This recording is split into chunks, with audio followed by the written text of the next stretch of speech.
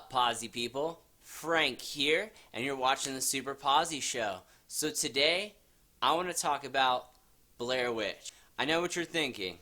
No, not that old school version that came out in 1999. Get that shit out of here. But the new rebooted version they just released last week. Now, I got the pleasure of seeing this movie last weekend at iPic in Allen. By the way, if you've never been to iPic, it is so nice. Definitely check it out. Anyways, I got to see this movie this weekend and wow, I was actually pretty impressed, not gonna lie. I didn't have high hopes going into it just because the ratings are so low. I think right now it's sitting at a 36% on Rotten Tomatoes. Needless to say, wasn't expecting a whole lot, but I was actually pleasantly surprised. I think this movie did a lot better than the critics' reviews kind of reflect. So let me dive right into it.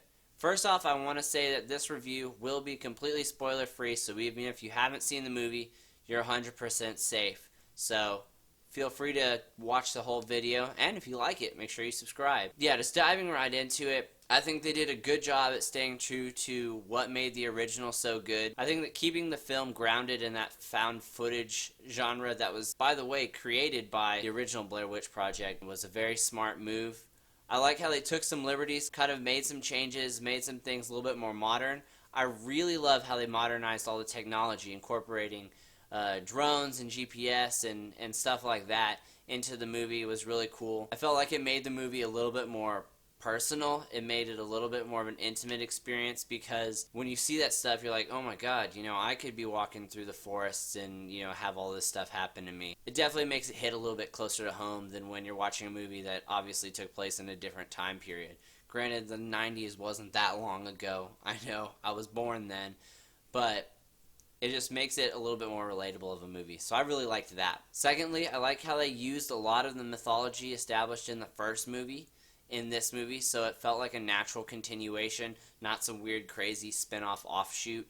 It felt like it was definitely in the same universe, made by the same people, even though it wasn't, which was really cool. And then just kind of getting into the storyline, for those of you who don't know, basically the premise of this movie is the brother of one of the people who went missing in the first movie finds this video that surfaces online that basically kind of motivates him to go back out to this forest where his sister went missing. Now the legend is that there was a witch called the Blair Witch that was murdered in this forest, and her spirit basically haunts the woods, and that's kind of the premise for the whole movie. Without getting into too much detail, I will say that they utilized horror here really well.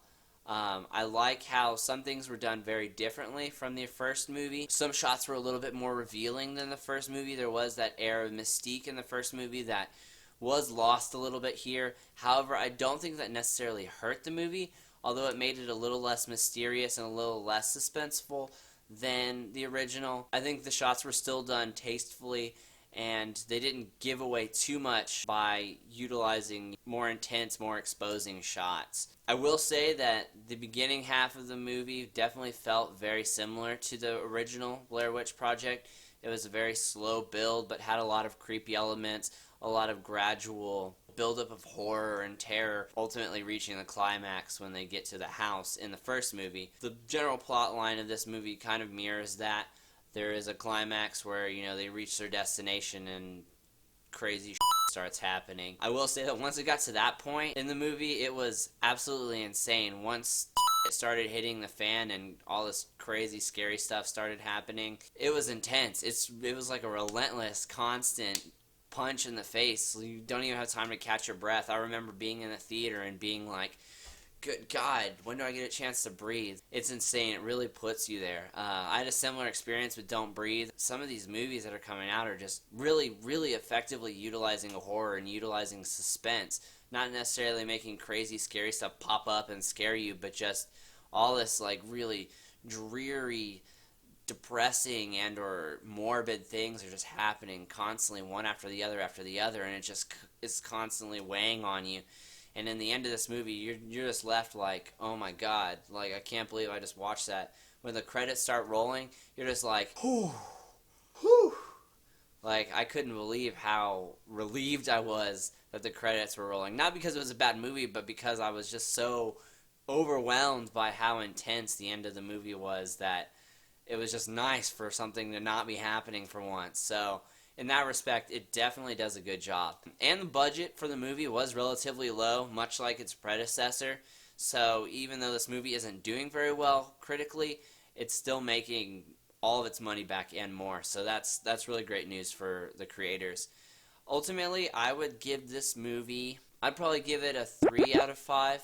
I don't think it was as good as the original if you were to proportionally rate them for their time periods, but I think it was a very good attempt at bringing the Blair Witch franchise back to life. I think it was a solid reboot. It's something that I would definitely see again. It's not something I was blown away with, but I think if you're looking for a horror movie that's very intense but not too rich in its story and not too plot driven, but just something you can kind of lose yourself in and just be excited and filled with suspense and filled with terror, then Blair Witch really delivers. I don't think it's something that's going to be like, wow, you know, that's a beautiful story, it's going to win an Academy Award. It's not that kind of movie, I'll be straight up with you. But I think it does its job well.